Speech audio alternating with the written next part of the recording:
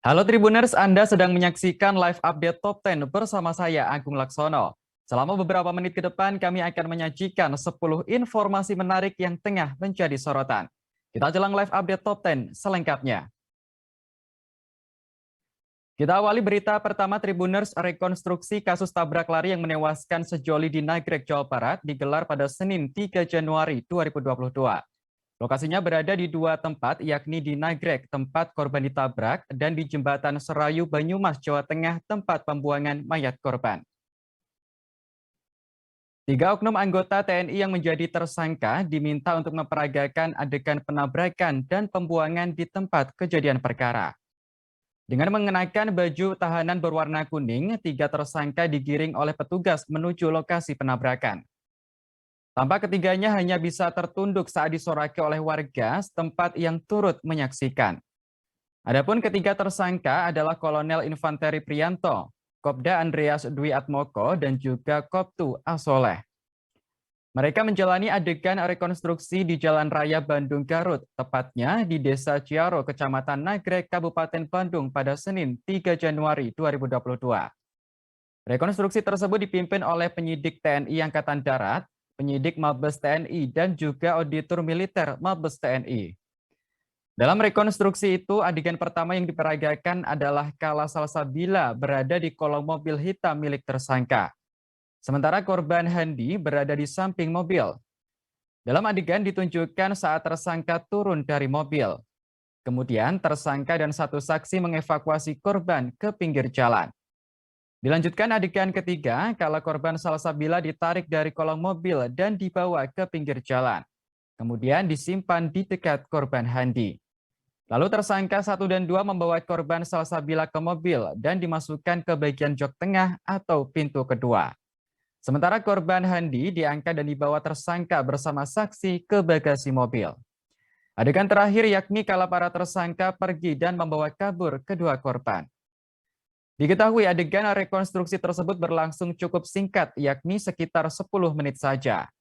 Kemudian rekonstruksi dilanjutkan di TKP yang kedua, yakni di Jembatan Sungai Serayu di Banyumas, Jawa Tengah. Lokasi tersebut merupakan tempat di mana ketiga tersangka membuang jenazah Hadi dan Salsabila. Proses rekonstruksi dimulai pukul 14.05 waktu Indonesia Barat dengan durasi kurang lebih 25 menit. Selama adegan pembuangan diperagakan tersangka, jalur di jembatan tersebut ditutup total. Sejumlah aparat TNI pun tampak berjaga ketat di sekitar TKP.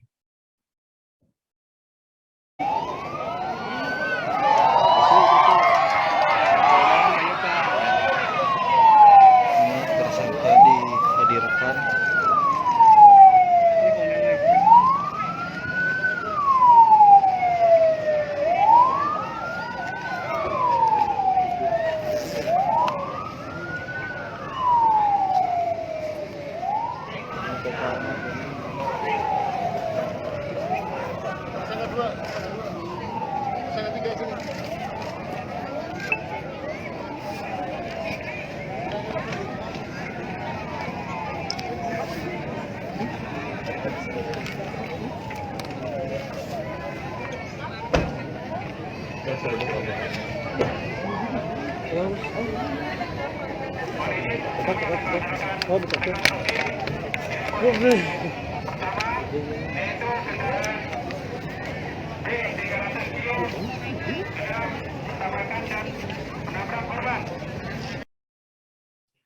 Habib Bahar bin Smith memenuhi panggilan Polda Jawa Barat pada Senin 3 Januari 2022 terkait kasus ujaran kebencian. Didampingi tim kuasa hukumnya, Bahar tampak siap menjalani pemeriksaan. Habib Bahar beserta rombongan tiba di markas Polda Jawa Barat sekira pukul 12.15 waktu Indonesia Barat. Tak ada yang berbeda dengan penampilan Bahar kali ini. Ia tampak mengenakan pakaian gamis berwarna putih lengkap dengan kacamata hitamnya. Sebelum memasuki gedung, Bahar sempat berbicara mengenai pemeriksaan yang akan dijalani kepada awak media. Bahar menyatakan sebagai warga negara Indonesia yang baik, dirinya akan memenuhi panggilan polisi. Ia pun menegaskan bahwa selama ini tak pernah mangkir dari panggilan polisi. Seusai memberikan keterangan, Bahar bersama tim kuasa hukumnya masuk ke ruang pelayanan khusus dan anak untuk menjalani swab tes. Sebelumnya, Kabid Humas Polda Jawa Barat, Kombes Ibrahim Tompo menjelaskan bahwa pemeriksaan terhadap Bahar dilakukan oleh tim gabungan dari Polda Jawa Barat. Pemeriksaan seharusnya dilakukan pada pukul 9 waktu Indonesia Barat, namun harus diundur karena Bahar datang terlambat. Seperti diketahui, Bahar bin Smith dilaporkan atas dugaan kasus penyebaran informasi yang menimbulkan kebencian atau permusuhan. Laporan terhadap Bahar berkaitan dengan ceramah pada 11 Desember 2021 lalu di Marga Asih, Kabupaten Bandung. Sementara itu, Polda Jawa Barat sudah menaikkan status kasus ini ke tahap penyidikan. Pihaknya pun sudah melayangkan surat panggilan terhadap Bahar pada pekan lalu. Kepada seluruh kawan-kawan media, saya Bahar bin Smith datang ke sini untuk memenuhi panggilan Polda Jabar. Dan yang perlu diketahui, selama ini saya tidak pernah mangkir dari panggilan. Dari zaman dulu sampai sekarang. Jadi kalau ada yang bilang Habib Bahar mangkir itu hoak. Dari di Bareskrim, di cybercrime, saya selalu hadir. Karena saya sebagai warga negara yang baik harus kooperatif. Dan saya ingin menyampaikan sedikit pesan. Ya, saya telah menerima surat SPDP dari pihak Polda Jabar, kemudian menerima surat pemanggilan, sehingga saya datang kemari. Sebagai kewajiban saya, sebagai warga negara, saya kooperatif, saya datang atas panggilan dari pihak kepolisian Polda Jabar. Maka saya datang kemari. Ya, terus saya ingin menyampaikan, andaikan jikalau nanti saya ditahan, jikalau nanti saya tidak keluar dari ruangan atau saya di penjara, maka sedikit saya sampaikan bahwasanya berarti ini adalah bentuk bahwasanya keadilan dan demokrasi sudah mati di negara kesatuan Republik Indonesia yang kita cintai. Sebab kenapa? Saya dilaporkan secepat kilat. Sedangkan masih banyak para penista-penista Allah, penista-penista agama dilaporkan tapi tidak diproses. Presiden Joko Widodo resmi memperpanjang status pandemi COVID-19 di tanah air. Keputusan ini ditetapkan melalui keputusan Presiden atau Kepres nomor 24 tahun 2021 yang ditekan pada 31 Desember 2021. Dalam Kepres tersebut, Jokowi menimbang terkait keputusan yang diambil berdasar pernyataan Organisasi Kesehatan Dunia atau WHO. WHO menyatakan bahwa pandemi COVID-19 telah menjadi pandemi secara global sejak 11 Maret 2020. Pandemi yang saat ini masih belum berakhir telah berdampak ke berbagai sektor, termasuk kesehatan, ekonomi, dan sosial yang luas di penjuru Indonesia. Selain itu, Jokowi juga menimbang putusan Mahkamah Konstitusi nomor 37, Peraturan Undang-Undang nomor 18 tahun 2020, yang menegaskan pentingnya pernyataan Presiden atas status faktual pandemi COVID-19 di Indonesia. Selama pandemi, pemerintah melaksanakan kebijakan di bidang keuangan negara dan stabilitas sistem keuangan sesuai Undang-Undang nomor 2 tahun 2020. Terkait Kepres tersebut, Menteri Pariwisata dan Ekonomi Kreatif Sandiaga Uno turut memberikan keterangannya. Sandi menilai keputusan Presiden selaras dengan merebaknya mutasi baru COVID-19, yakni varian Omikron di tanah air. Pemerintah melalui Kemenparekraf pun turut menyiapkan langkah antisipatif guna menjaga laju pemulihan sektor pariwisata dalam negeri. Secara garis besar, langkah antisipatif dilakukan dengan memperketat pelaksanaan protokol kesehatan. Lebih lanjut, Sandi menegaskan meski status pandemi belum berakhir, hal tersebut tidak akan mempengaruhi agenda internasional yang akan digelar di Indonesia. Seperti halnya ajang balap MotoGP yang akan dilaksanakan di Lombok dan konferensi G20 di Pulau Bali.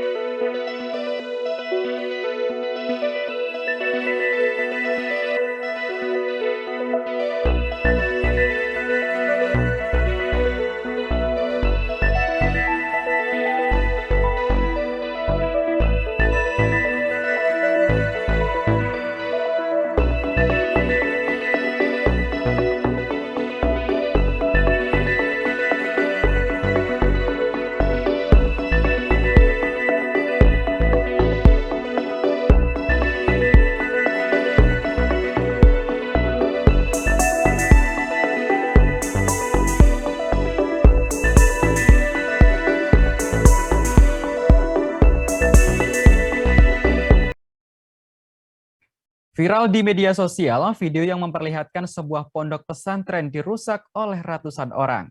Diduga aksi anarkis itu dipicu oleh potongan video ceramah yang menuai kontroversi. Diketahui peristiwa itu terjadi di Pondok Pesantren As-Sunnah di Desa Bagik Nyaman, Kecamatan Aikna, Lombok Timur, Nusa Tenggara Barat pada Minggu 2 Januari 2022. Ratusan massa yang merusak pondok tersebut diduga terprovokasi oleh potongan video ceramah. Mereka menganggap potongan ceramah tersebut telah mendiskreditkan keberadaan makam keramat di Lombok. Atas kejadian itu, Kabid Humas Polda Nusa Tenggara Barat, Kombes Pol Artanto memberikan keterangan. Para massa aksi tersebut juga telah melakukan aksi pembakaran, sehingga mengakibatkan kerusakan bangunan Ponpes dan pondasi bakal Masjid Ponpes As-Sunnah. Selain itu, mobil dan sepeda motor yang berada di lokasi kejadian turut hangus terbakar. Artanto membenarkan jika massa aksi terprovokasi potongan video ceramah. Hal itu lantas memicu ratusan massa melakukan aksi perusakan Ponpes. Ia menambahkan massa yang melakukan aksi perusakan menggunakan penutup wajah. Mereka pun diketahui datang berbaris tanpa suara maupun teriakan. Dalam aksinya, ratusan orang tersebut bahkan membawa beragam senjata tajam. Meski sejumlah bangunan dan kendaraan rusak parah, untungnya tak ada korban jiwa dalam insiden tersebut. Selesai kejadian, polisi kini tengah meminta keterangan kepada sejumlah saksi untuk proses lebih lanjut.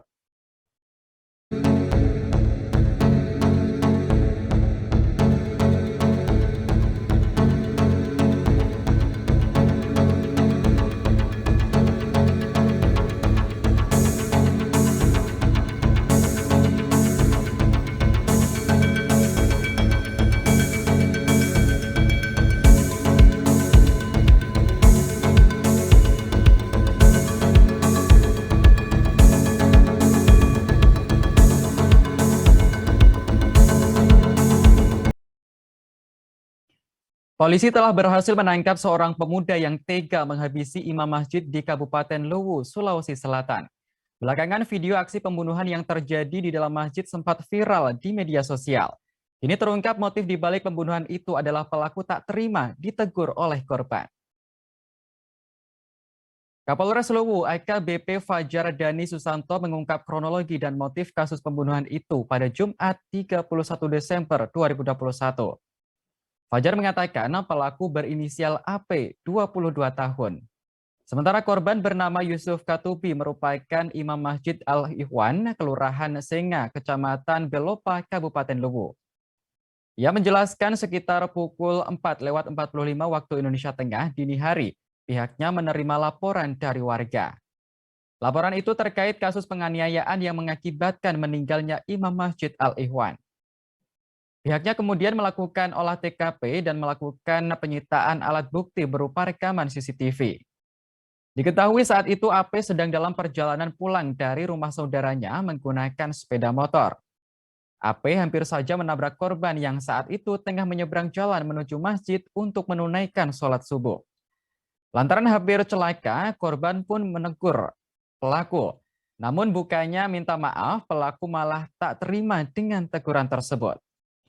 Hingga akhirnya pelaku yang kesal kemudian menyusul korban ke teras masjid dan terjadilah cekcok antar keduanya. Menurut keterangan pelaku, ada kata-kata yang tidak mengenakan dari korban, sehingga pelaku tidak menerima dan melakukan penganiayaan yang menyebabkan korban meninggal dunia. Kapolres Luwu juga menjelaskan bahwa kondisi kejiwaan tersangka saat itu dalam kondisi normal, tidak terpengaruh alkohol dan juga tidak dalam gangguan jiwa. Ia juga memastikan bahwa tersangka hanya seorang diri. Sementara itu, korban pada saat kejadian dibawa ke rumah sakit, wajahnya berlumuran darah. Polisi pun mengamankan satu alat bukti berupa batu yang diduga digunakan untuk menghabisi nyawa korban.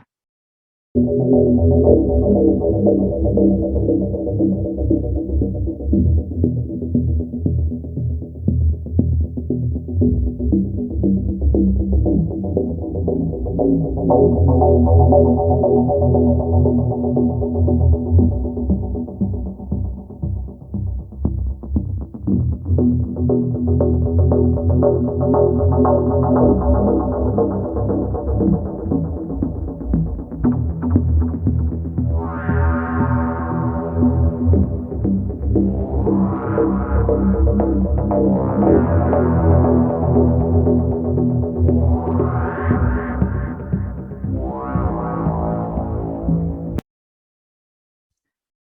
pencabulan di lingkungan pondok pesantren kini kembali terjadi di Kabupaten Kuningan, Jawa Barat. Seorang pimpinan pondok pesantren berinisial AH, 38 tahun, tega mencabuli 8 orang santrinya. Mirisnya, semua korban diketahui berjenis kelamin laki-laki. Kasat Reskrim Polres Kuningan AKP Muhammad Hafid Firmansyah memberikan keterangan terkait kasus tersebut. Pelaku AH diketahui menjabat sebagai pimpinan pondok pesantren di Desa Cisantana, Kecamatan Cigugur, Kabupaten Kuningan. Sementara korban adalah santri di pondok pesantren tersebut. Total ada 8 orang yang semuanya di bawah umur dan berjenis kelamin laki-laki. Hafid mengungkapkan kasus pencabulan tersebut dilakukan tersangka AH sejak Oktober 2021 kemarin. AH membujuk para santrinya untuk masuk ke dalam kamar. Saat itu tersangka mengiming-iming korban dengan hadiah berupa barang seperti baju koko dan parfum. Hafid menambahkan aksi pencabulan terhadap para santri itu dilakukan dalam waktu yang berbeda-beda. Adapun kasus pencabulan ini terungkap setelah orang tua korban mencurigai perilaku anaknya yang terlihat aneh. Saat ditanya, korban menceritakan semua perlakuan bejat gurunya tersebut. Tak terima anaknya menjadi korban pencabulan, orang tua langsung melapor ke Satreskrim Polres Kuningan. Polisi pun langsung bergerak cepat menangkap tersangka. Hafid menambahkan saat ini memang baru ada 3 orang tua korban yang melapor ke polisi. Meski begitu, tersangka AH saat ini sudah mendekam di Polres Kuningan. AH dijerat pasal 82 Undang-Undang Nomor 35 Tahun 2014 tentang Perlindungan Anak.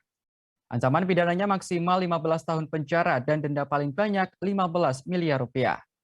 Sementara itu, karena tersangka adalah seorang guru pengajar, maka hukumannya ditambah seperempat ancaman hukuman menjadi 20 tahun penjara. Tindak pidana pencabulan terhadap anak di bawah umur yang dilakukan oleh tersangka Saudara Abdul Hafid, umur 38 tahun, sebagai guru pondok pesantren di Bina Kuraini yang beralamat di Dusun Sukamana, RT 8 RW 12 Desa Cisantana, Kecamatan Cigugur.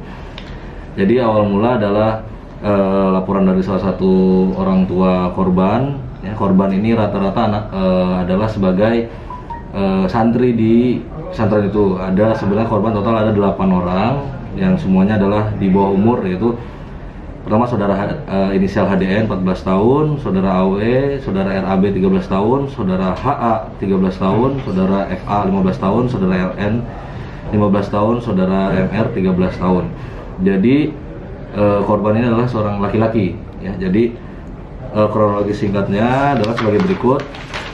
Awal mula adalah pada sekitaran bulan Oktober tahun 2021, para santri ini dirayu, pertamanya dipanggil ke kamar tersangka ini, ya, dipanggil.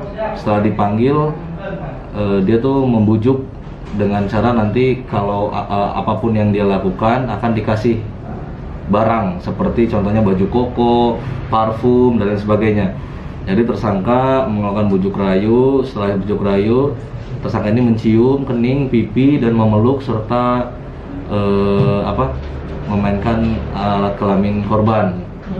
Ya, jadi korban ini rata-rata semuanya laki-laki. Jadi korban ini adalah sebenarnya tersangka ini sudah mempunyai istri pula dan juga sudah punya anak. Jadi tersangka ini adalah sebagai Sebuah video yang menampilkan pasangan aparatur sipil negara atau ASN tengah berbuat mesum di sebuah kamar hotel viral di media sosial. Diduga oknum ASN tersebut merupakan pegawai di Pemkot Gunung Sitoli, Kepulauan Nias, Sumatera Utara. Dalam video 2 menit 10 detik yang beredar di media sosial, sang pria terlihat tengah berduaan di dalam kamar bersama wanita. Keduanya masih menggunakan seragam ASN lengkap. Saat digerebek warga, keduanya tampak kelabakan. Mereka langsung cepat-cepat merapikan seragam yang dikenakan. Warga yang menggerebek keduanya pun langsung melihat kondisi kamar, termasuk tempat tidur yang dipakai untuk berbuat mesum. Di dalam kamar berukuran 3 x 2 meter tersebut terlihat sepasang oknum ASN menempati tempat tidur berukuran 1 kaki dengan barang-barang seperti tisu dan juga minuman.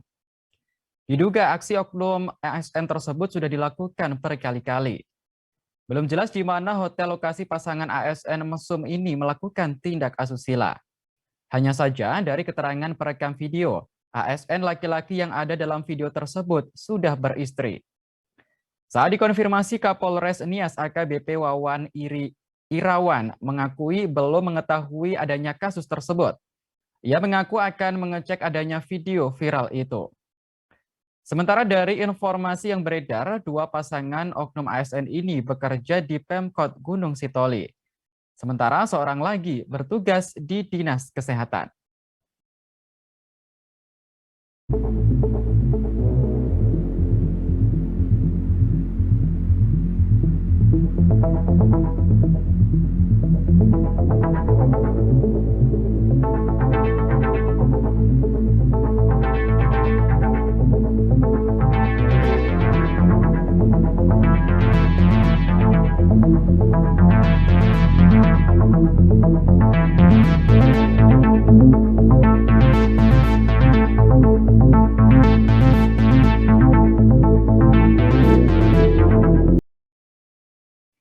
Sejumlah sekolah di ibu kota Jakarta dan sekitarnya memberlakukan pembelajaran tatap muka 100% mulai Senin 3 Januari 2022. Kebijakan tersebut diambil berdasarkan Surat Keputusan Bersama atau SKB 4 Menteri tanggal 21 Desember 2021 tentang panduan penyelenggaraan pembelajaran di masa pandemi COVID-19.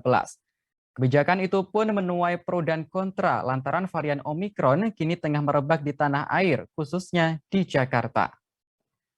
Kebijakan tersebut pun ditanggapi secara beragam oleh orang tua para siswa. Dwi Lestari, 40 tahun, salah satu wali murid yang antusias menyambut PTM dengan kapasitas 100% tersebut. Ia mengizinkan dua anaknya yang duduk di kelas sekolah menengah atas atau SMA dan sekolah dasar atau SD untuk mengikuti PTM. Menurut Dwi, sudah lama anak-anaknya ingin kumpul bermain bersama teman-teman sambil belajar di sekolah. Selain itu, juga untuk memulihkan kembali interaksi sosial yang sempat terganggu karena pembelajaran jarak jauh. Sementara itu, ada pula orang tua siswa yang belum setuju anaknya mengikuti sekolah tatap muka 100%. Di antaranya adalah Tika, 37 tahun, seorang wali murid. Ia meminta pemerintah khususnya Dinas Pendidikan untuk mempertimbangkan kebijakan PTM 100% setiap kelas di sekolah. Anak kedua perempuan Tika ini duduk di bangku kelas 2 di salah satu sekolah dasar di kawasan Lebak Bulus, Jakarta Selatan. Tika mempertanyakan pihak sekolah soal kesiapan protokol kesehatan. Terlebih lagi untuk mengawasi kegiatan anak-anak di sekolah tidaklah mudah. Wali murid lain Erika Febrianti mengaku juga belum siap untuk mengizinkan anaknya sekolah setiap hari seperti umumnya sebelum ada COVID-19. Meski putranya yang duduk di bangku kelas 5 itu sudah disuntik vaksin COVID-19, namun kekhawatiran untuk tertular COVID-19 masih terus membayangi. Soal kebijakan tersebut, anggota DPRD DKI Jakarta Gilbert Simanjuntak turut berkomentar. Menurutnya, kebijakan sekolah tatap muka 100% di tengah penyebaran Omikron adalah pilihan yang berisiko. Gilbert berujar sekolah tatap muka tidak mendesak untuk dilakukan sampai capaian vaksinasi COVID-19 anak usia sekolah dinyatakan tuntas. Sementara itu, pemerintah daerah lain seperti Pemkot Depok menyatakan siap untuk melaksanakan pembelajaran tatap muka 100%. Wali Kota Depok Muhammad Idris mengatakan hal ini karena kebijakan SKB 4 Menteri sudah dikeluarkan. Sehingga mau tidak mau pihaknya harus bersiap untuk menggelar sekolah tatap muka 100%.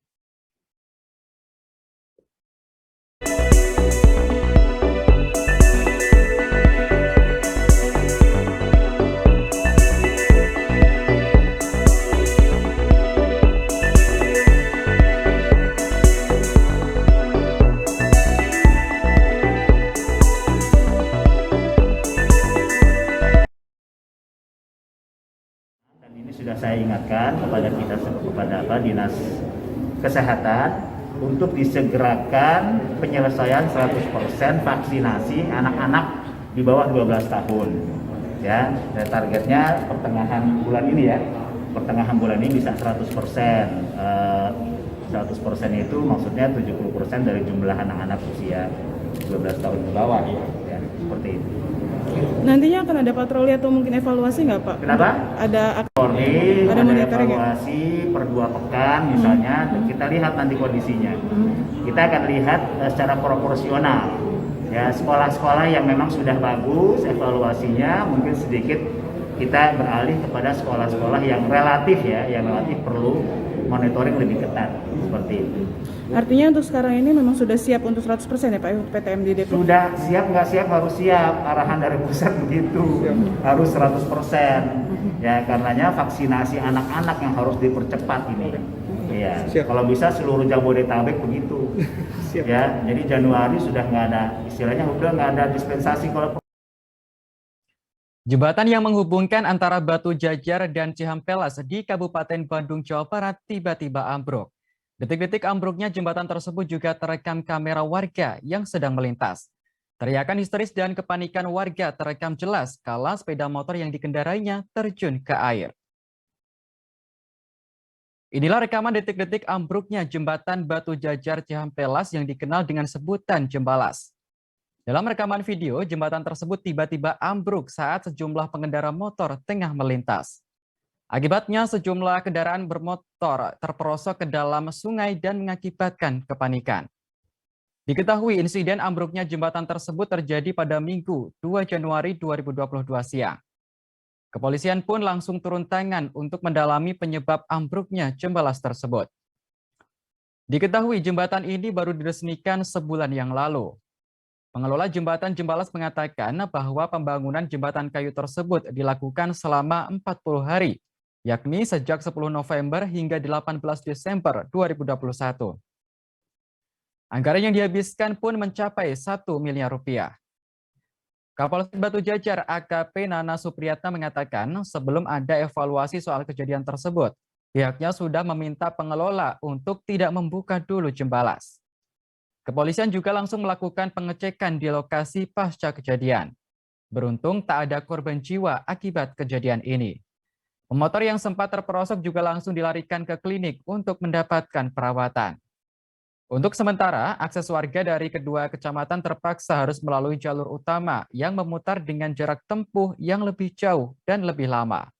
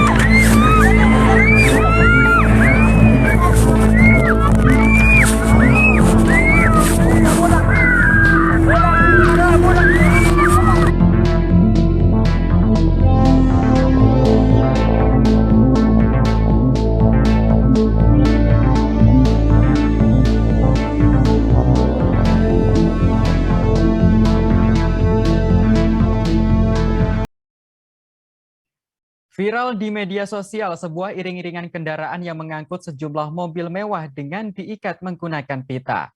Rupanya rombongan tersebut sedang membawa kado untuk anak sekretaris desa di Kabupaten Pati, Jawa Tengah. Video iring-iringan kado mobil mewah itu diunggah oleh akun Instagram @patisakpore pada Minggu 2 Januari 2022. Dalam video tersebut tampak iring-iringan mobil mewah berwarna hitam diikuti 3 truk towing yang masing-masing mengangkut mobil mewah. Truk towing pertama membawa mobil Alphard putih dengan pita berwarna merah. Kemudian disusul truk towing kedua mengangkut mobil Rubicon dan truk towing ketiga membawa mobil HRV warna putih. Pada truk towing ketiga tampak mobil mewah dilengkapi dengan pita merah seperti bungkus kado. Iring-iringan tersebut mendapat pengawalan oleh anggota kepolisian. Setelah diselidiki, ternyata semua mobil mewah itu merupakan kado untuk anak Sekdes Gajihan Kecamatan Gunung Wungkal, Pati, Jawa Tengah. Namun beberapa mobil mewah itu tak hanya diberikan kepada satu orang saja. Selain itu, hadiah mobil mewah juga tak hanya sebagai kejutan ulang tahun saja. Sekdes Gajian bernama Nur Kamim tersebut menjelaskan alasan pemberian mobil mewah itu kepada anak-anaknya. Ia memberikan hadiah mobil Jeep Rubicon untuk anaknya yang berulang tahun. Kemudian mobil HR-V itu diberikan kepada anak perempuannya yang masuk Fakultas Kedokteran. Sedangkan mobil Alphard putih adalah milik Haji Bunari yang diberikan kepada anak perempuannya.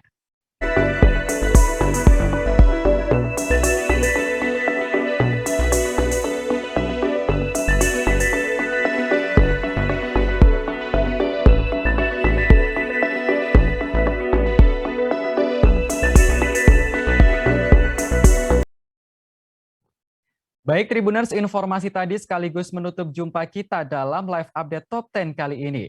Jangan lupa untuk terus perbarui informasi Anda di kanal YouTube Tribun News. Saya Agung Laksono pamit undur diri. Terima kasih dan sampai jumpa. Jangan lupa like, subscribe, dan share ya.